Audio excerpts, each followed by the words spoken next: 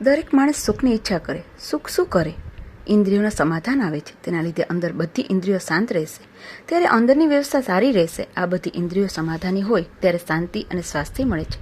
છતાં સુખ આવ્યા પછી તે મારું થવું જોઈએ તેવી ભાવના ઊભી થાય છે. સુંદર સ્ત્રી મને સારી નથી લાગતી, તે મારી થવી જોઈએ એમ મને લાગે છે. અમો વિત્ત કેટલું જોઈએ છીએ. બેંકનો કેશિયર કેટલો પૈસો જુએ છે, તે તો કરોડપતિનો પણ પ્રપિતામહ છે. તે નોટો જ ગણ્યા કરે, પરંતુ તેમાં તેના રૂપિયા કેટલા?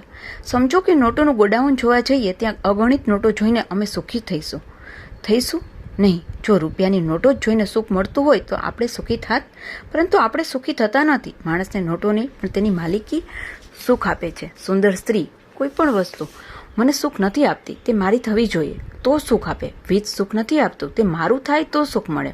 રાવણને સીતા જોઈને હૃદયમાં ખળભળાટ મચી ગયો. તેને થયું કે આવી સુંદરી સીતા મારા અંતઃપુરમાં મારી પટાણી બનવી જોઈએ. બગીચામાં ફૂલ જોઈને આનંદ આવતો હશે, પણ તે મારું થાય તેમાં વધારે આનંદ આવે છે. સુખની પાછળ મારું હશે જ, મારું વગર સુખ નહીં. અને સુખ આપ્યા પછી મારું બનવાનો પ્રયત્ન કરવો જ પડે. જ્યાં સુધી મારું ન થાય ત્યાં સુધી સુખ નથી. અમે બંગલો જોઈ આવ્યા.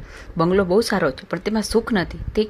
તે મારો થાય તો સુખ આપે. ઝૂંપડીમાં રહેતા હોઈએ તો પણ મારી ઝૂંપડી બોલવામાં આનંદ છે. તે કેવો આનંદ છે! મારું એટલે માલિકી ભાવના સુખ આપે છે.